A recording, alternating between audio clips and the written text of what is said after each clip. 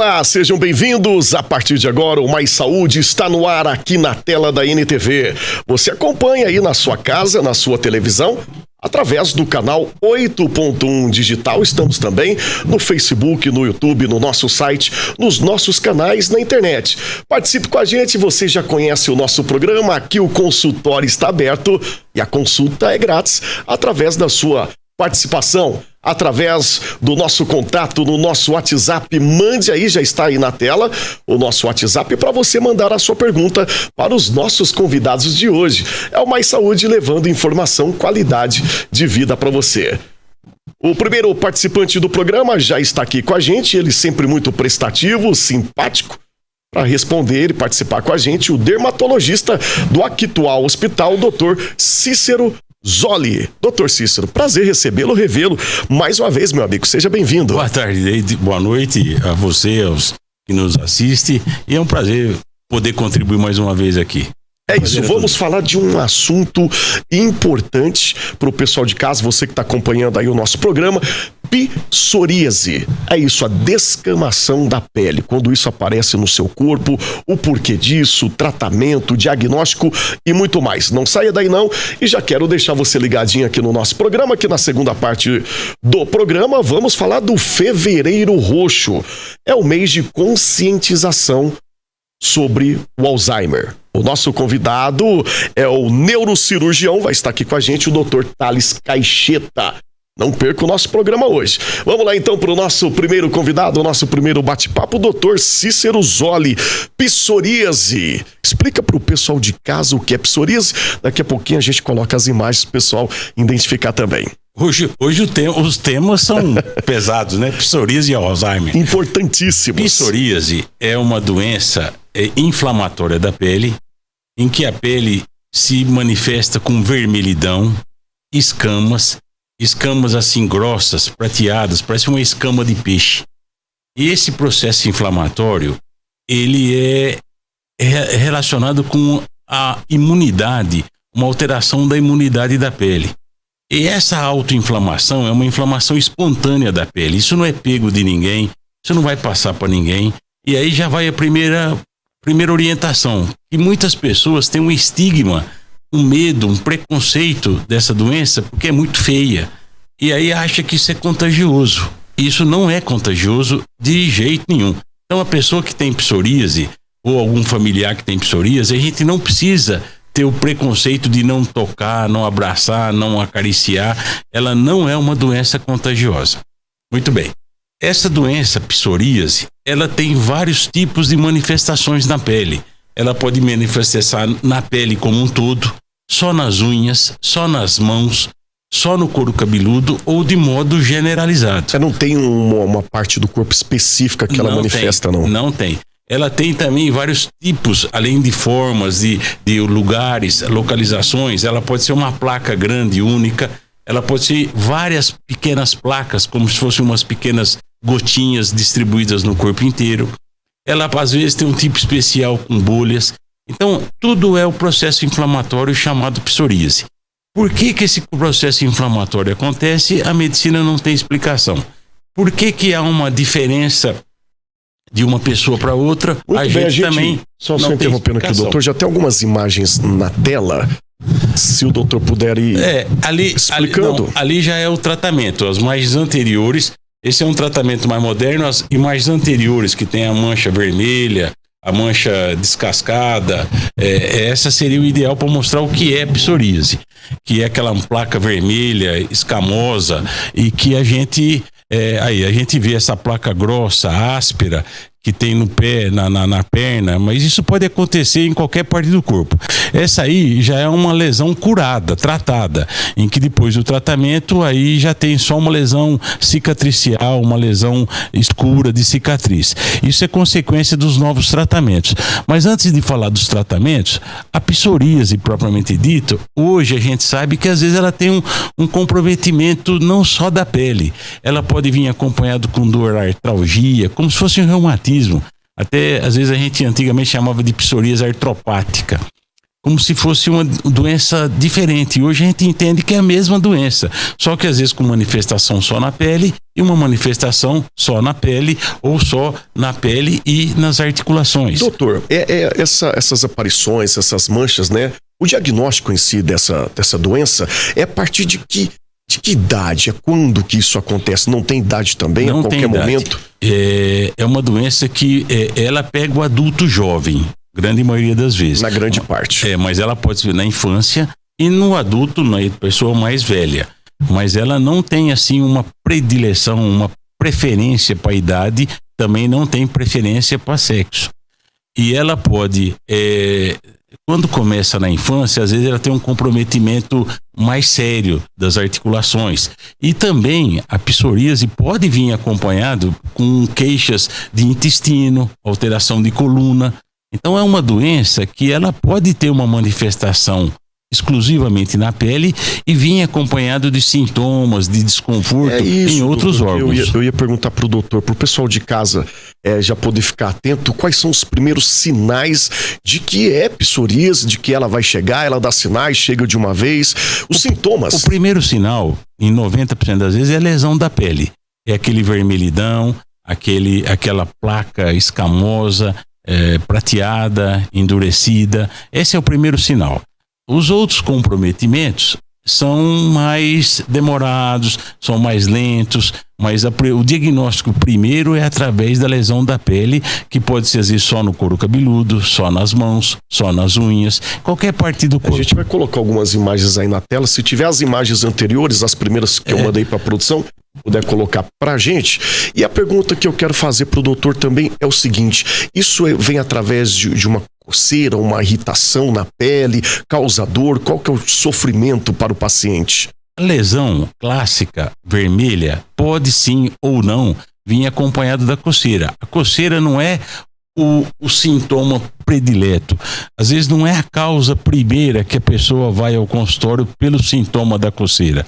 Ele vai pela lesão avermelhada, persistente, feia, áspera, grossa. E quando isso às vezes atinge o pé e a mão, isso às vezes vem com trincado, fissuras. Tinha até uma lesão palmo plantar que dava para ver isso com fissuras, trincados, sangramento. É uma doença que realmente dói e dificulta o trabalho, dificulta o aspecto social. É uma doença que traz um desconforto social muito forte. Pela feiura, pelo aspecto e pelo desconforto de dor, coceira, queimação e por aí vai, que cada um tem um sintoma. As pessoas não querem ficar próximo de quem está com psoríase, tenta se afastar, vão em isolamento social também, né, doutor? Exatamente, porque qualquer doença de pele, qualquer sinal de pele é estigmatizante. A própria pessoa não se sente confortável frequentar uma piscina, não se sente confortável usar uma roupa que expõe aquelas lesões de pele, e a pessoa que não tem também não se sente bem sentar ao lado de uma pessoa que tem psoríase num banco de ônibus ou em algum outro lugar, embora que seja com toda absoluta certeza nada de contagiosidade, mas é estigmatizante, e isso traz uma alteração psicológica para o paciente. A gente percebe nas imagens, são até imagens, não pode-se dizer só a feiura, não, são imagens fortes. Fortes. E essa psoríase, quem as tem, né, ela também não deixa de ter um desconforto psicológico.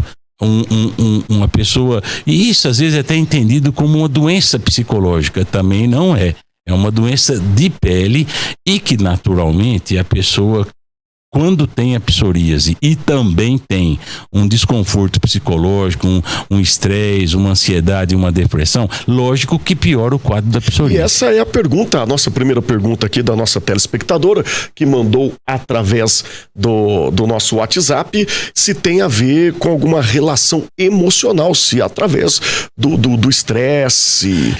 Então, ela não é uma doença de origem emocional. Mas a gente não pode deixar de envolver o emocional com a imunidade. Porque quando a pessoa está sob estresse intenso, crônico, esse estresse crônico libera muita cortisona, cortisol no corpo, adrenalina, e isso não deixa de dar uma desregulada na resposta imunológica, e isso pode sim, mas não tem nenhuma prova científica de que ela é exclusivamente emocional. Mas não tenha dúvida nenhuma que o emocional piora muito quem já tem a psoríase. E quem tem piora o emocional. Então é uma ligação. via de mão dupla. Porque não tem jeito da pessoa ter uma psoríase e não ter um desconforto emocional. Então, quando a gente faz o diagnóstico da psoríase, a pessoa já fica preocupada e a gente tem que fazer essa abordagem e às vezes até pedir ajuda para um colega psicólogo, psiquiátrico, para demonstrar a esse paciente que nós estamos para ajudá-lo. E que hoje existem vários medicamentos, vários esquemas de tratamento, que é bem possível que a gente deixe ele bem bom, muito próximo do normal. Sobre esse medicamento, sobre tratamento, na segunda parte do programa. Mas antes da gente chamar o intervalo e partir para a segunda parte, depois de toda essa carga de imagens, como no linguajar do doutor, que tem autoridade para poder falar, e eu gosto quando o doutor Cícero vem aqui no programa porque ele fala de forma popular para o pessoal identificar em casa.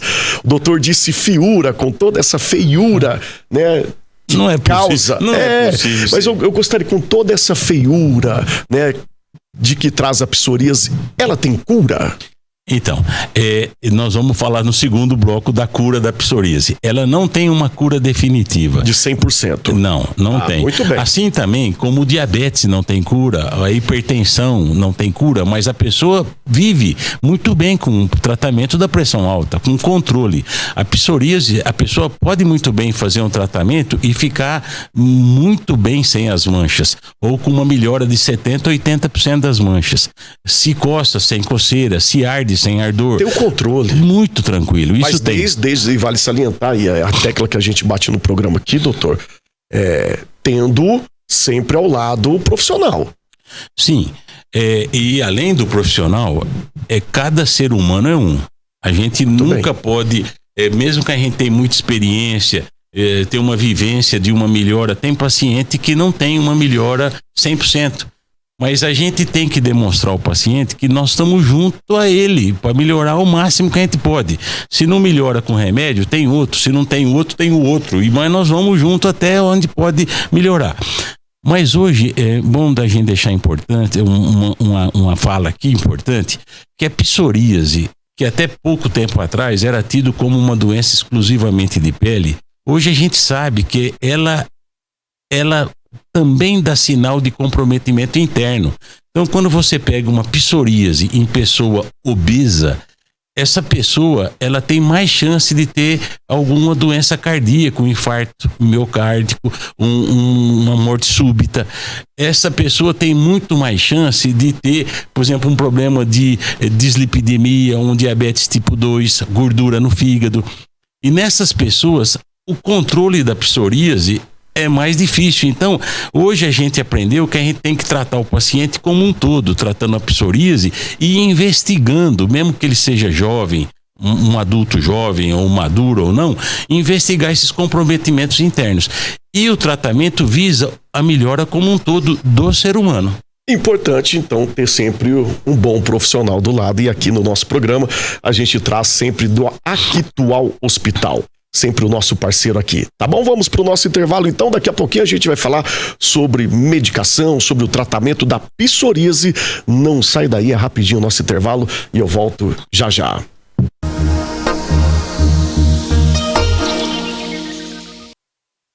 Volta com mais saúde aqui na tela da NTV, você acompanhando em canal aberto 8.1 e também na internet. Obrigado pela sua enorme audiência. A gente volta ao nosso bate-papo com o Dr. Cícero Zolli, dermatologista do Actual Hospital. Estamos falando sobre psoríase. Para você que está chegando agora no nosso programa, vou pedir novamente para a produção colocar imagens sobre psoríase e o nosso convidado, o Dr. Cícero, vai explicar novamente e atentar o pessoal de casa sobre essa doença, né, doutor? Vamos lá então? Vamos lá, produção, pode colocar na tela? Aí são lesões, aí é um tipo especial de psoríase que é a pustulosa, que ela dá bolhas, parece assim uma impinge, mas dá pequenas bolhas com pus, é um tipo especial de psoríase. Na anterior tinha uma lesão da unha, que a psoríase pode também comprometer as unhas, é esse aí. Então a psoríase pode ser só da unha, a psoríase pode ser pustulosa, que nem aquela lesão, ela pode dar lesão palmo plantar, deve ter uma foto aí que vai aparecer a mão e os pés. Tudo depende do comprometimento dessa lesão inflamatória. Pode ser só no couro cabeludo, essas lesões clássicas de placa vermelha, prateada, como se fosse uma escama de peixe, é o clássico, né? Igual estava na figura anterior. E todo e qualquer tipo de psoríase tem a base inflamatória. Esse é do couro cabeludo, parece uma caspa muito forte, mas veja que é uma caspa intensa, inflamada, vermelha, que ultrapassa o limite do couro cabeludo. Isso é muito típico da psoríase. Às vezes só manifesta isso. Essa é outra lesão do tipo de bolha, essa é do couro cabeludo, e tudo tem a mesma origem. Essa das mãos e dos pés, você vê que nas mãos, para a pessoa trabalhar, isso dificulta, trinca, sangra, dói, é muito ruim, é muito terrível, é muito capacitante. E a gente tem que colaborar com esse paciente o máximo que a gente pode. Porque é muito traumatizante a pessoa cumprimentar alguém, trabalhar, não dá para ser feliz com esse aspecto, com essa sintomatologia, nas mãos e nos pés. E isso tudo é possível que a gente dá um alívio, que nem aí no couro cabeludo. Isso acaba que prejudica a queda de cabelo, além não só da estética, né? Esse aí também são lesões da unha, causado pela psoríase, e que uma vez se começa a tratar, é possível que a gente consiga reverter alguma coisa, ou pelo menos que pare de piorar. Então, assim, a psoríase são várias manifestações no corpo, como ela manifesta, e que essa manifestação depende de cada pessoa, e a medicina não tem uma explicação por que em cada pessoa há uma diferença tipo de manifestação. Esse é o tipo da unha, outro tipo de manifestação, não precisa ser uma destruição completa da unha. Então, assim, são lesões às vezes discretas e às vezes lesões muito destrutivas nas unhas. E também é confundido às vezes com micose. A pessoa fica tomando remédio para micose e não é micose. E esse outra vez a questão da psoríase pustulosa. Então isso aí dá para ter uma noção dos vários tipos, formas, comprometimento que a psoríase pode causar nas pessoas. Muito bem. Ô, doutor, eu gostaria de saber sobre o que pode fazer depois do diagnóstico, aliás, o que não se deve fazer, o que não pode fazer, ficar exposto ao sol, uma alimentação, o que não pode para quem tem a psoríase? Não, a psoríase pode tudo, só não pode se estressar. Deve procurar um médico da confiança, se possível um dermatologista. Aí o dermatologista vai fazer o diagnóstico preciso, vai descartar outras doenças que às vezes pode ser confundido, e uma vez feito o diagnóstico, que preciso, às vezes mais preciso. É só no olho, a gente muitas vezes não precisa fazer exame, só olhar a gente sabe que é psoríase. Uma vez feito o diagnóstico, a gente vai fazer o comprometimento dessa psoríase, a área do corpo que está comprometido, se é 5, 10, 50% do corpo. Se tem áreas nobres comprometidas, como genital, palmo plantar, couro cabeludo, face, são áreas mais nobres, em que tem um maior comprometimento, maior desfiguração aos pacientes. Então, dependendo da área, dependendo da inflamação, se coça ou se não coça, e quanto esse paciente está sofrendo com essa doença. Porque isso é muito pessoal. Motivos, tem gente que sofre muito, tem gente que... Feito essa avaliação toda, a gente vai instituir o tratamento, que pode ser um tratamento só com tópicos, passar um creme, pode ser tópicos e a pessoa toma só o que a gente chama de fototerapia. Existe a fototerapia com câmaras, com luz ultravioleta, existe tratamento com lâmpada à base de laser, existe tratamento oral. Então a gente vai avaliar cada tipo de pessoa, a profissão, a idade, a mulher, o homem, se está em idade fértil, e qual o melhor remédio que ela pode ser usado naquele momento diante da gravidade e de quanto ela está sofrendo com a doença. E uma vez instituído o tratamento, a gente inicia e a cada 3 meses reavalia. Se o tratamento vai muito bem, obrigado, mantemos. Se está tendo algum desconforto, não atingiu uma melhora de 50%, 60%, muda o tratamento. E aí a gente vai subindo um degrau de cada vez até chegar nos medicamentos mais modernos, que são os tais biológicos. Que aí tem uma foto mesmo, uma melhora de um paciente, que é 30 dias de medicamento, o paciente tem uma melhora quase que de 90%. Mas esses medicamentos a gente institui depois de seguir uma regra. Começa com os mais simples e vai subindo. Esses medicamentos mais modernos, até tem uma pergunta de uma paciente, a Camila. Já pode responder, vamos responder. Que ela me perguntou, mandou na caixinha de pergunta, que ela toma um dos medicamentos, que é o Secukinumab, que é o Cosentyx, e que mesmo com ela não melhora. Aí o que tem que ver? O grau ou não de melhora, porque quando a gente faz o diagnóstico, a gente faz uma análise, que até chama PASE, é a área corporal comprometida. Então, normalmente, esses medicamentos, a gente consegue uma melhora de 80%, 90%. Embora que o paciente queira uma melhora de 100%, há alguns pacientes que conseguem essa melhora. Então, eu falei com ela o seguinte, olha, eu não te vi no começo, não sei como você estava e o que você espera do tratamento, mas se o tratamento com esse medicamento não melhorou 70%, 80%, ou que esteja aparecendo lesões novas, muda-se o remédio. Então existem vários remédios biológicos desses mais modernos que a gente consegue via SUS, ou quem tem convênio, o convênio tem liberado alguns, e isso está tendo uma esperança muito boa, enorme, uma melhora muito acentuada, inclusive na melhora dos sintomas internos. A pessoa que tem problema de fígado, problema intestino, esses medicamentos também trazem essa melhora. Ajudam. Completamente. Muito bem, estamos recebendo aqui a participação do nosso telespectador. Parabéns pelo programa, a escolha do tema psoríase, tão bem explicada por esse profissional qualificado, Dr. Cícero. Abraço ao Gilberto Teixeira. Um abraço para o nosso telespectador, e você de casa pode ir participando com a gente através do WhatsApp. Vou pedir à produção colocar novamente o WhatsApp aí na tela. Boa noite, Dr. Cícero. O tratamento de luz pulsada é caro? Tem uma pergunta aqui. É a Ellen que está perguntando. Ellen, a luz pulsada para psoríase não tem assim um protocolo bem definido. A luz pulsada serve para outros tratamentos de pele. Isso depende da área. Pode ser tratado lesões de colo, de pescoço, de dorso das mãos. Dependendo da área a ser tratado, existe um valor. Mas não costuma ser um tratamento caro, não.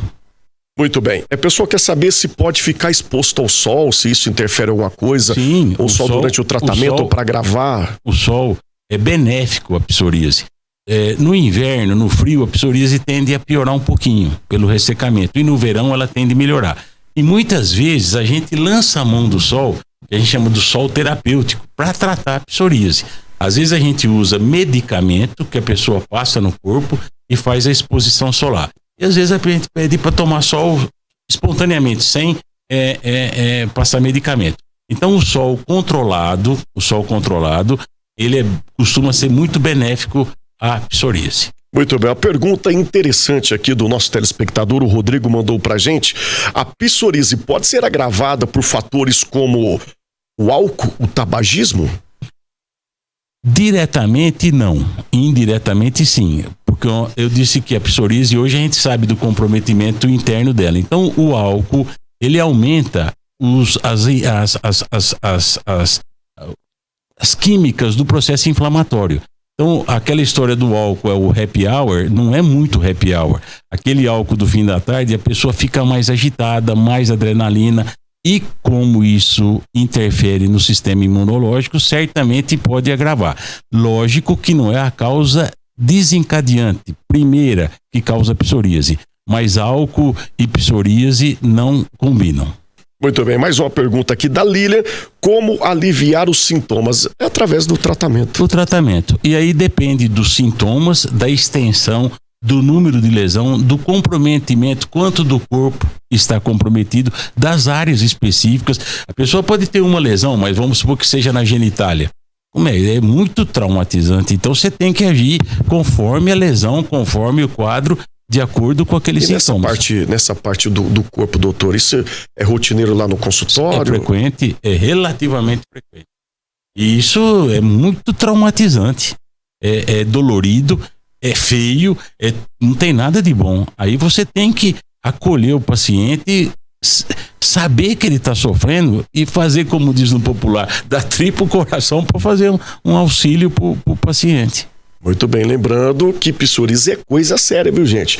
Existe tratamento, aqui a gente está trazendo o Dr. Cícero Zolli, que é dermatologista, profissional de extrema qualidade, qualificação, que atende você lá no Actual Hospital, tem todo o amparato, todo acerco para te atender, fazer o diagnóstico preciso, te dar o melhor tratamento no Actual Hospital, que fica ali na Avenida Paranaíba. Segue no Instagram também, @Actual Hospital. Doutor, mais alguma coisa para a gente salientar e atentar o pessoal de casa sobre esse tema de hoje? David, o que a gente sempre fala é o seguinte, no tema de hoje e qualquer tema de saúde, que é o que nós viemos fazer e vem fazer aqui, é a promoção da saúde, é lembrar os pacientes que os médicos, os profissionais de saúde estão aqui para ajudá-los.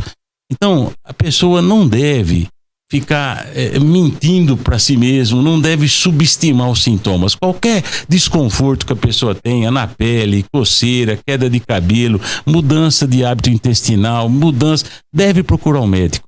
A gente, como médico, nós fomos treinados para aliviar os sintomas, fomos treinados para fazer o diagnóstico precoce. E qualquer diagnóstico precoce, seja da psoríase, de uma queda de cabelo, de um câncer de pele, quando é feito num momento inicial, é bom para todo mundo. É bom para o paciente, é bom para o médico, é bom para todo mundo.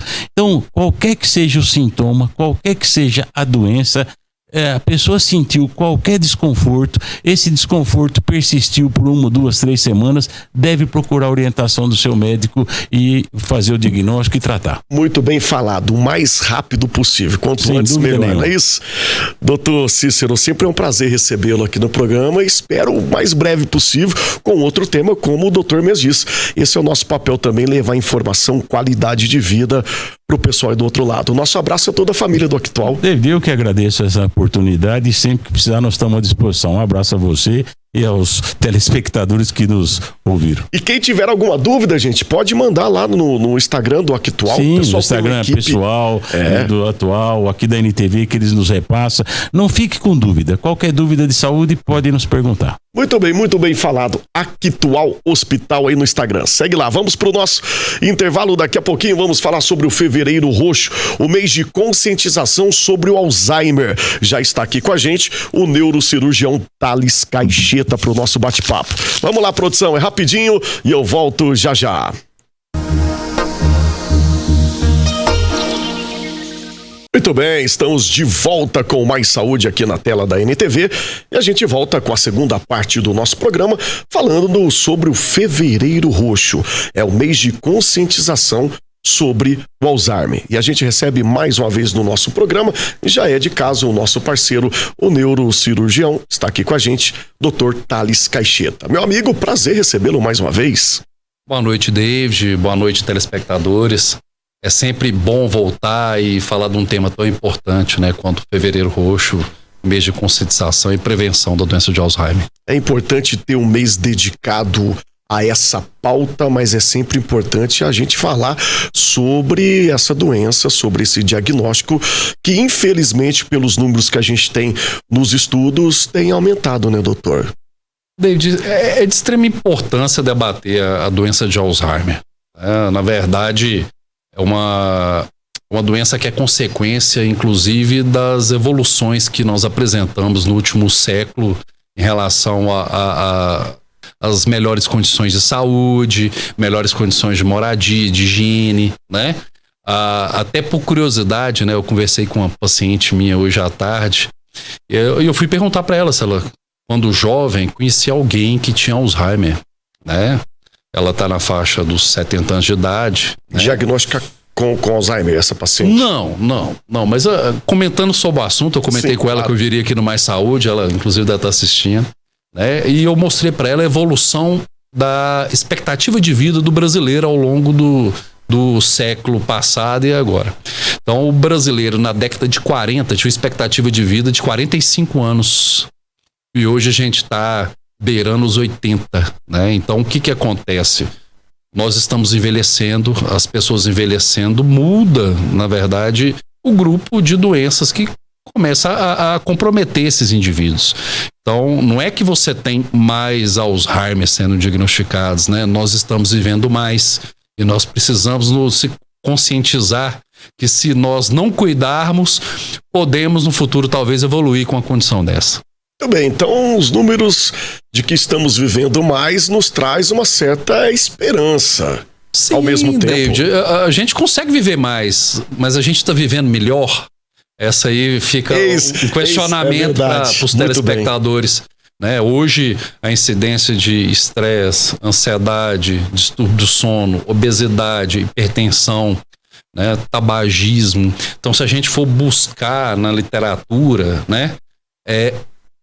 Muito perguntado nos consultórios, por exemplo, doutor, a doença de Alzheimer é uma doença que ela é hereditária? Sim, existem casos hereditários, por exemplo, de doenças de Alzheimer. Você tem casos, né?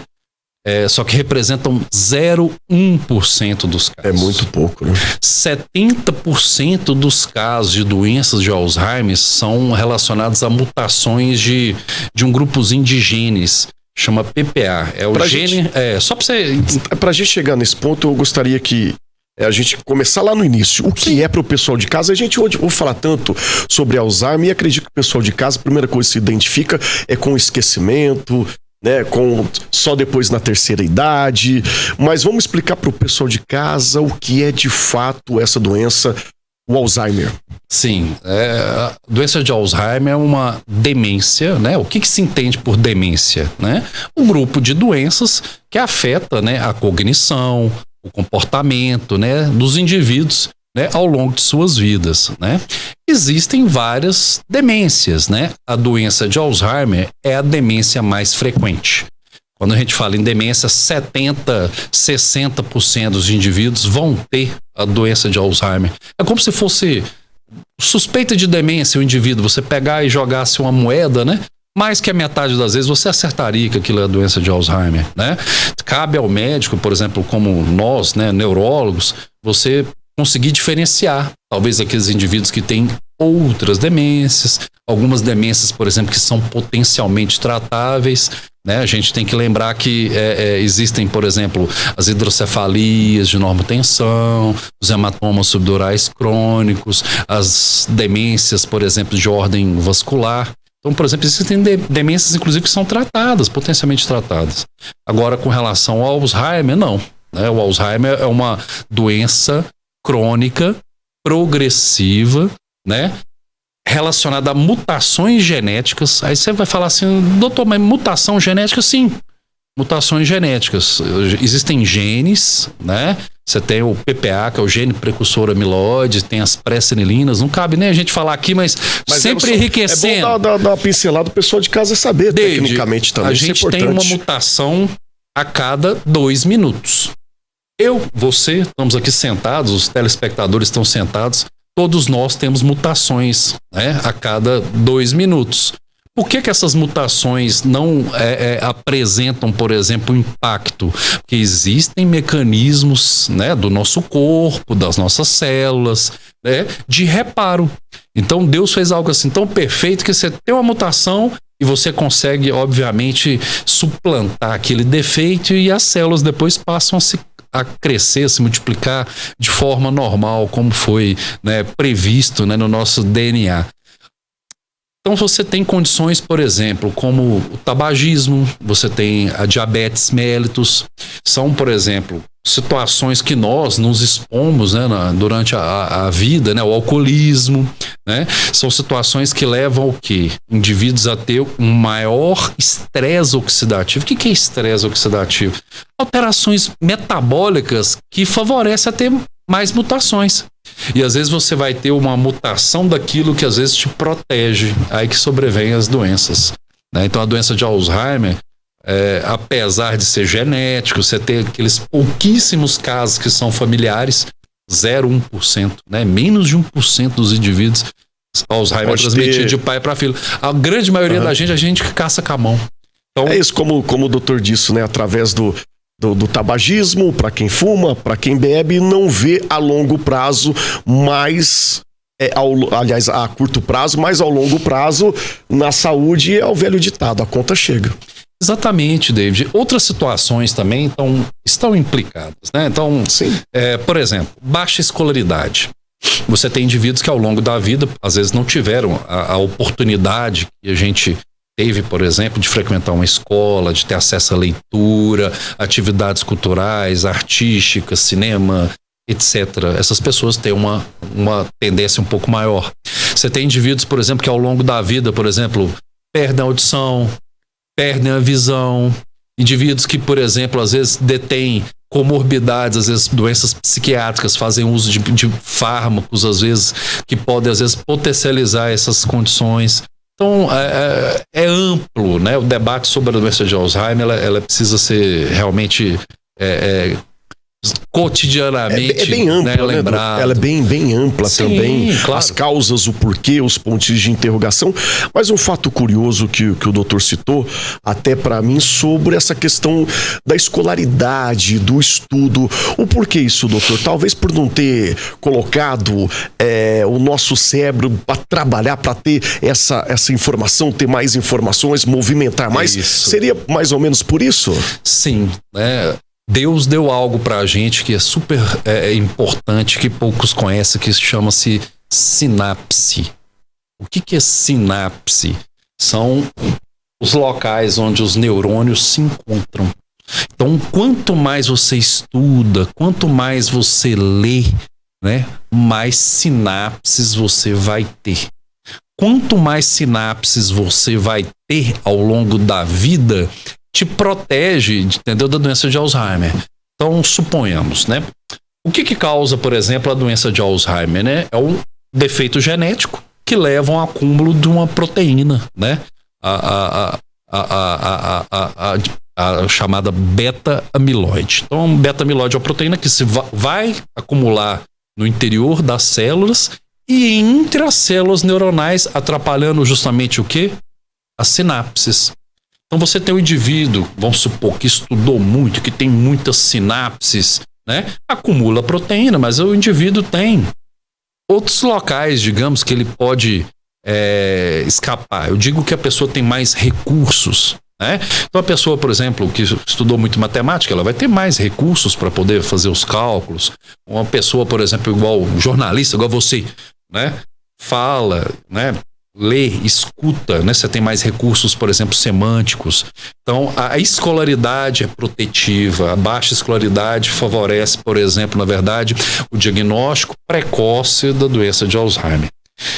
É importante lembrar que a vasta maioria, 70%, 80% dos indivíduos portadores de Alzheimer começam a sua doença depois dos 65 anos de idade. Mas a gente tem ali, às vezes, 6% dos indivíduos, de 4 a 6% dos indivíduos que vão começar o que? O Alzheimer precoce. Então você tem indivíduos, às vezes, na faixa dos 50 anos, abaixo de 60 anos, David. Já se torna precoce. Seria Isso, doutor, na questão masculina e feminina? Sim, há uma leve predileção pelo homem justamente pelos comportamentos inadequados, às vezes, que o homem tem um pouco mais. Faz todo sentido, realmente. Mas a tendência, por causa da questão de comportamento, né? A sociedade está mudando de uma forma tão dramática que, por exemplo, hoje, né? Você tem um número de mulheres, por exemplo, que bebem e que fumam, por exemplo, similar, por exemplo, aos dos homens. Inclusive, é um problema de saúde pública que às vezes é debatido, né? Então, essa questão da faixa etária, ela é muito interessante. Indivíduos que têm mais sinapses, que têm mais neurônios conectados, indivíduos que leem, que se fazem produtivos, né? Questão protetiva ali. Possivelmente. Vão desenvolver, por exemplo, o Alzheimer? Sim. Podem desenvolver, né? Terão as alterações genéticas, terão um acúmulo de proteínas, mas desenvolverão Alzheimer de forma mais tardia. Então serão aqueles indivíduos, às vezes, que serão acometidos, às vezes, na 7ª, 8ª, 9ª década de vida. Muito bem, doutor. Que aulas e aulas estamos tendo com o doutor Thales aqui. Aulas e mais aulas, viu, doutor? A gente agradece. O pessoal de casa também agradecendo, parabenizando aqui. Boa noite, David Bala. Boa noite, doutor Thales. O doutor Anjo manda um abraço aí pra Beth e o Tiaguinho. Parabenizando o trabalho do doutor Thales. Sempre quando ele vem aqui, o pessoal participa bastante. Por isso que eu digo que aqui no Mais Saúde, A gente traz sempre os melhores profissionais. Boa noite, ótimo profissional. O Dr. Tales nos dá a grande confiança, a fala e o esclarecimento dele. Tô dizendo, é a Marlene. Mande um abraço aí pra Marlene também. Dona Beth, Thiaguinho, né? Obrigado. A Marlene, um grande abraço. Muito bem, vamos para o nosso intervalo já. Daqui a pouquinho a gente vai falar como é feito o diagnóstico para saber se realmente, de forma precisa, tem o Alzheimer e também o tratamento, como é que funciona. Vamos para o nosso intervalo. Aproveita para você mandar a sua pergunta aqui no nosso consultório, que continua aberto e contando com a sua participação. Eu volto já já.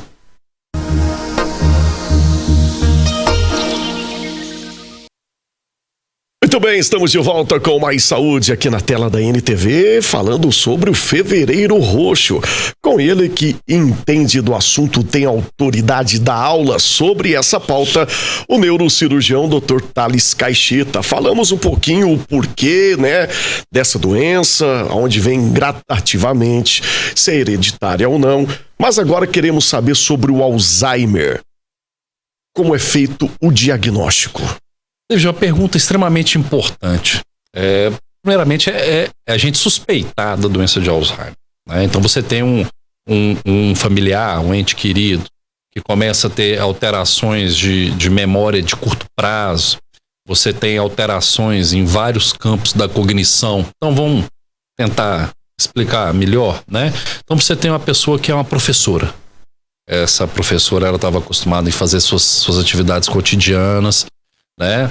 Levantava, fazia seu café, preparava o almoço, ia para aula, lecionava. Essa pessoa passa, por exemplo, a ter dificuldade de executar essas atividades. Esquece, por exemplo, de cuidados de auto-higiene, passa a distanciar, por exemplo, às vezes das amizades, da sociedade. Tem esse isolamento também? Sim, há uma tendência grande de isolamento. Inclusive, o isolamento é um fator de risco, inclusive, para o Alzheimer. Indivíduos que se isolam socialmente, né? Mas a pessoa começa a ter alterações, por exemplo, de várias atividades relacionadas ao cotidiano. Porque a gente tem várias memórias. O que já tinha em prática começa a mudar. Sim, então, por exemplo, a gente pensa assim, eu perdi o celular, né? Não vou suspeitar. Não é assim. A pessoa deixa de fazer aquilo que ela estava habituada. Muita gente, eu gosto quando o Dr. Tales vem aqui, gente, eu adoro quando ele vem aqui. O Dr. Cícero também, que esteve aqui no programa, são duas pessoas que eu amo quando vem, porque citam exemplos e o pessoal de casa consegue entender. A gente está recebendo aqui no nosso WhatsApp várias mensagens elogiando aqui a explicação do Dr. Tales, justamente por causa disso, citando exemplos de como é. O Alzheimer, como eu disse no início do programa, muitos acham que é simplesmente o esquecimento. Não. Como, por exemplo, esquecer o celular. Pode continuar, doutor. Não é esquecer o celular. Por exemplo, você tem a professora, é dona de casa, é mãe, a avó, né? Aí o que acontece? A pessoa fazer as compras, esquece de fazer as compras, chega no mercadinho para poder pagar, entendeu? Não sabe, por exemplo, qual que é o valor do troco, não conhece mais, entendeu? Se o troco tá correto, se o troco tá errado. A pessoa volta com as compras para ir para casa, ela se perde no meio do caminho, não acha a casa. Então são grandes esquecimentos. Vai entrar dentro do carro, esquece como é que faz para ligar o carro, liga pro filho, olha, como é que faz para ligar o carro? Então são situações de vários campos da cognição. Obviamente, né, tudo tem um início. Né? O início, geralmente, né, é aquela memória que a gente chama de curto prazo.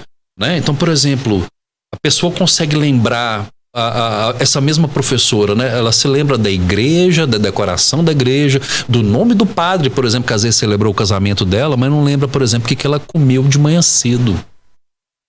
Ela não lembra, por exemplo, né, se ela conversou com uma pessoa, por exemplo, na hora que saiu de casa, né, às vezes deu um bom dia pro vizinho, né? Chega, olha, eu não vejo fulano, às vezes tem muito tempo. Então são situações, entendeu, desse tipo. Você tem que entender que a pessoa tem uma funcionalidade, todos nós funcionamos. Né? Você tem o hábito de vida, eu tenho meu hábito de vida. Aí quando você vê que a funcionalidade da pessoa está começando a ser comprometida, você precisa realmente chamar atenção. Aí, elementos diagnósticos, digamos, né? Existem, na verdade, várias formas de se diagnosticar a doença de Alzheimer. Nenhuma é 100%. É um detalhe. A doença de Alzheimer, por exemplo, sim. O diagnóstico de certeza do doença de Alzheimer seria possível, por exemplo, na demonstração, através de biópsia cerebral, dessas placas senis, essas placas de proteínas que acumulam no cérebro. Ninguém faz isso, né, David? Você vai pegar uma senhora de 80 anos, vai fazer uma biópsia? Não. Então você tem elementos da história clínica, você tem alterações, né, de exames neuropsicológicos que são aplicados, você consegue testar esses campos da cognição de forma separada e mensurar. Existem exames de imagem que são fundamentais, inclusive, para você separar, digamos, o que é Alzheimer, o que é suspeita de Alzheimer daquilo que com certeza não é. Você está entendendo? E hoje a gente dispõe, por exemplo, da medicina nuclear, que pode ser utilizada. Você tem exame, por exemplo, de marcadores no líquor. E algo que chegou para a gente recentemente é o que é o exame de sangue. Né? Então, existe um exame de sangue hoje, ele não dá o diagnóstico de doença de Alzheimer. Tá? Ele serve para quê? Afastar aqueles casos assim, que às vezes não tem nada a ver. Porque às vezes você tem um familiar, esse familiar está lá com alteração cognitiva, suspeita de Alzheimer, você começa a tratar esse indivíduo não tem resposta nenhuma ao tratamento. Às vezes você está gastando, por exemplo, recursos que são assim extremamente... Achando que é o Alzheimer. Achando que não é e não é. E através do sangue consegue... Por exemplo, você tem exames de sangue, você consegue o quê? Triar. Então você tem alternativas hoje para o quê? Afastar o que não é, para tentar delimitar aquele grupo que é, para você poder cuidar de forma melhor. Mais precisa. Estamos recebendo aqui mensagens dos nossos telespectadores. Continue com a gente. Aqui a Vanilda, boa noite. O Dr. Thales cuidou do meu marido pós AVC. Pessoal elogiando o nosso programa. Parabéns, David, por mais terça rica de informações. Dr. Thales é um excelente médico. A Nayara tá aqui também. Temos aqui a participação, também não identificou qual o primeiro sintomas do Alzheimer. São entre esses tantos que citamos aqui, né, doutor? Se for para delimitar, né, a questão da perda da memória de curto prazo. A memória que a gente tem, entendeu? Por exemplo, o que você tomou hoje de café? Eu sei o que eu tomei, você sabe o que você tomou. Às vezes a pessoa já não lembra. Você tá entendendo? É a memória de curto prazo. Tá respondido. Boa noite, forte abraço para o Dr. Thales, que depois de Deus, salvou a minha vida e do meu marido, Vando Magalhães e Elizabeth Moraes, agradecendo, parabenizando e reconhecendo também. Boa noite a todos. Cansaço mental pode causar esquecimento? A Elizabeth tá perguntando, doutor. Sim. Isso é uma pergunta extremamente relevante. Quando a gente tem estresse, né? Vamos falar estresse de forma geral, né? A gente tem mudanças dos neurotransmissores. Para a nossa memória funcionar, a gente precisa de um neurotransmissor que é chamado de acetilcolina. Então, no Alzheimer, por exemplo, há a destruição de um localzinho lá que chama locus ceruleus, grande produtor de acetilcolina. Quando você está sob estresse, ansiedade, privação de sono, né? Cai a acetilcolina, você tem às vezes a dominância de outros neurotransmissores que são danosos. Então você precisa tratar o estresse, tratar a ansiedade, né? Tanto não farmacologicamente, fazendo o quê? Atividade física, dormindo bem, cuidando da alimentação, né? E naqueles casos às vezes um pouco mais graves, medicações ajudam, né? Naqueles casos que a gente tem mais dificuldade de tratar, não medicamentoso. Aproveitar o restinho do nosso programa e falar sobre tratamento. E a cura existe do Alzheimer? Não. Mas existe o tratamento? Existe. Vamos falar do que seria a cura. Cura seria você conseguir reverter o processo. Infelizmente, não há cura. A prevenção, sim. A prevenção através dessas modificações de hábito de vida. Então, se você fuma, se você bebe, se você é obeso, você tem uma tendência a diabetes, cuide-se. Você vai evitar lá na frente que possa talvez ter um problema. Foi muito pesquisado, David, há cerca de uma década, vacina para prevenção de Alzheimer. Isso talvez venha a ser um caminho. A doença de Alzheimer é a doença hoje mais pesquisada no mundo. É gasto cerca de 30 bilhões de dólares ano no estudo disso. Tá? Os tratamentos hoje disponíveis, né, por exemplo, para a gente aqui na nossa sociedade. Os recursos que a gente tem hoje, atualmente. São tratamentos sintomáticos. Né? Voltando nessa questão da acetilcolina, né, que ela falou do estresse, da ansiedade, então você tem acetilcolina. Então você tem medicamentos que favorecem o quê? uma produção, uma circulação melhor da acetilcolina, por exemplo, dentro do sistema nervoso. São os medicamentos que a gente chama de colinérgicos. Então, eu não vou citar nome, nem marca, eu acho que nem cabe isso, mas são os remédios que a gente tem disponíveis hoje. São remédios que favorecem as sinapses que a gente tem, né, ainda íntegras, a funcionar melhor.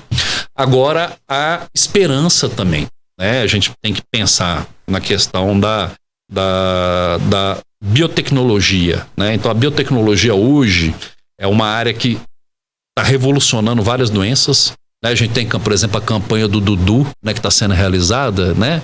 Só para um mote, né? O Dudu tem uma doença rara, né? Está sendo feita a campanha, né? A gente, sim, a gente tem acompanhado aqui nos jornais. A gente pede para todos colaborarem, mas assim, por exemplo, a medicação que a gente precisa conseguir, por exemplo, o Dudu é um medicamento que é uma solução biotecnológica.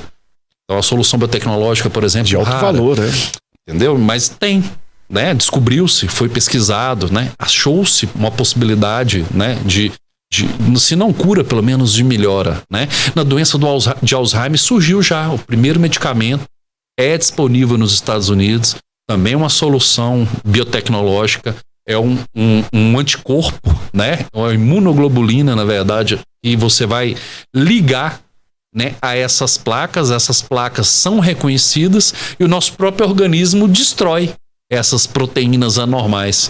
Então isso está disponível, né? Está sendo utilizado nos Estados Unidos. Você tem, por exemplo, já um mote de pesquisa nessa área. Existe, né? Existe, não hoje, pode-se dizer. Não existe a cura hoje, David, mas, por exemplo, existem várias doenças que há 20, 30 anos atrás eram sentença de morte. Temos avançado, doutor. Então, por exemplo, você pega, por exemplo, a questão da síndrome de imunodeficiência adquirida, a AIDS, né? Há 40 anos era uma sentença de morte. Hoje você tem os indivíduos vivendo, graças a Deus, normalmente, né? Trabalhando, né? Criando suas famílias. Então, no Alzheimer, a gente espera também que no futuro próximo existem tratamento adequado. Muito bem, isso é tecnologia a favor aí da medicina. Rapidinho, a gente tem só um minutinho, doutor. Boa noite, tudo bem? Doutor Tales, a depressão pode levar ao Alzheimer? Não diretamente, mas é um fator de risco. E ela está complementando aqui, para a gente identificar melhor. Tive muitas perdas em menos de um ano e não consigo mais estar no meio da sociedade. É o isolamento. Sim. Quando saio de casa, as pessoas conversam comigo, eu não sei quem é quem. Sim, os vários transtornos psiquiátricos, né, na verdade, são considerados como fator de risco, né, por exemplo, para o desenvolvimento de demências, inclusive o Alzheimer. Para a nossa telespectadora, né, a gente não vai identificar, mas procure especialista. Sim, procurar o especialista. Quanto antes, né, doutor? Fica a dica. Na verdade, a depressão também, como o Alzheimer, né? Se não for o mal do século XXI. Vai te auxiliar e muito. Procurar. Doutor, a última mês que o nosso telejornal já está pronto, quedas ou pancada, alguma coisa tem a ver com o Alzheimer? Sim. Também pode causar o Alzheimer? Sim, são fatores físicos de risco documentados físicos. Lesões por choque elétrico, afogamento, lesões cerebrais por AVC extensos, trauma crânioencefálico, todos são fatores de risco, porque diminui sinapses, você tem às vezes uma predisposição, já tem lá uma doença, acelera o processo. Muito bem, aprendemos muito. Produção, tá tudo certo com o nosso telejornal? A gente tá aqui sempre tendo aulas com o Dr. Tales aqui, aprendi muito sobre sinapse. Vou estudar um pouquinho mais sobre isso e melhorar a minha sinapse, porque não evoluir ela. Dica pro pessoal de casa, doutor, fica à vontade. Se a gente pode dar uma recomendação hoje. Isso. Né? Direto pro nosso telespectador. Sim, leiam, leitura. Se você lê, você está exercitando, na verdade, o seu cérebro. Todo mundo lembra de fazer academia, correr, nadar. Leiam, e você está exercitando talvez o órgão mais importante, né, que a gente tem, que é o cérebro. Muito bem. Aonde encontra o Dr. Tales? Você pode me encontrar no IMAC, né? E também no Hospital Veracruz e também nas redes sociais. @talescaixeta.neuro. Aí todo mundo pode me contar, já está aberto aí a dúvidas, esclarecimentos. Em breve a gente encontra também o Dr. Tales na arquibancada lá no estado do Bernardo Rubinger. Se Deus quiser, né? Estamos ansiosos aí para a temporada 2025. Para as novidades, né, doutor? As novidades, né? É isso. Muito obrigado pela participação, pelo carisma, e hoje aqui não só eu reconheço, mas todos os nossos telespectadores reconhecendo aí o seu modo fácil de explicar, né, uma coisa tão técnica. A gente agradece, né? E estamos à disposição sempre da NTV. O Cícero falou, né? A importância da televisão na promoção da saúde. Muito então, bem. o Mais Saúde, ele é exemplar nisso. É isso. E a gente agradece ao pessoal de casa. Obrigado pelo carinho, pela sua audiência. Te cuida. Vamos exercitar o nosso cérebro, a nossa mente também. Valeu, até o próximo programa.